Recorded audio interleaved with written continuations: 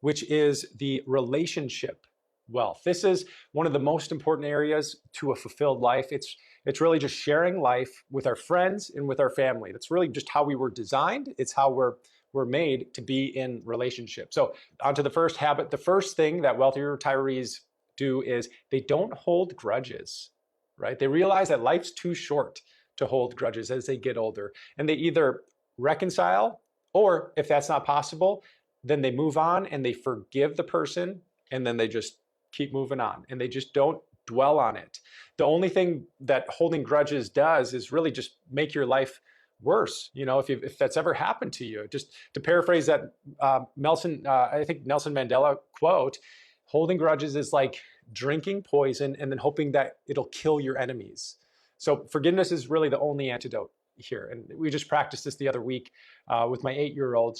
She's got glasses. She's had glasses since she was 3. And which I always think is so cute when you see little kids with glasses. But she was getting teased on the playground, and it just breaks your heart as a parent, you know, when your kids come home and tell you about those things. But we talked about it that night, and we ended up forgiving the person, the other boy who did this, and then actually praying for him. And we just, we wish we could pray and change other people's and their ways and things like that. It doesn't always work that way, but it definitely changed us and my daughter and the way that we were feeling that evening. So just don't hold grudges. Now, the next habit is they listen more than they speak when we're thinking about relationships, right? They listen because they're curious. They ask questions in relationships because they're curious about the other person. My dad actually wrote a book about his life recently when some of the stories were when he was little. And one of those stories was when he was little, about 7 years old, and he noticed when his dad was with his buddies after work and they were sitting on the front stoop of their apartment, south side of Chicago, and they were just hanging out after the factory work. And my dad would see him with his friends, and the friends would always talk more than what my grandpa wouldn't say as many words as what everybody else was saying. So my dad at the time, who was 7, asked him why.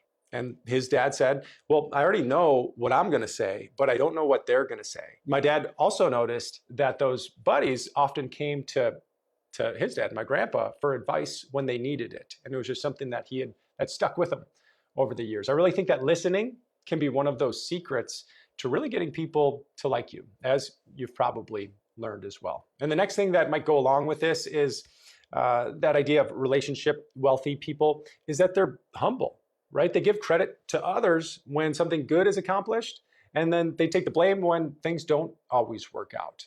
There's a quote that I like related to this, which is just humility is not thinking less of yourself.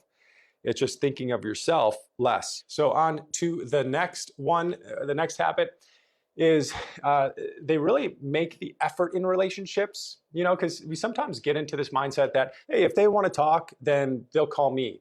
Now, maybe it's just me that feels this way, but I need to remind myself, if there are relationships that I want to grow, I need to make the effort, I need to reach out, and I need to try to do things to help that relationship grow. So we went over the habits in 2 categories so far, and we have 2 left. But before I continue, so the next category that we're looking at now is health down there. And the habits here, I'll probably fly through these ones a little bit faster, but a few of the habits combined are reading, learning, curiosity, and then also just challenging ourselves. Because sometimes we think of retirement as this, it's like we should have no care in the world, and it's a stress-free zone, and there's no more work, and it's just going to be fancy-free. But challenging yourself and your mental faculties is really important to keeping that brain health. And as we're thinking about health here, there's 2 parts. It's the brain health, and then there's the body health. So those things that I just mentioned, reading and learning and curiosity, that's really the brain health. And the other thing to think about here with brain health is that idea of writing.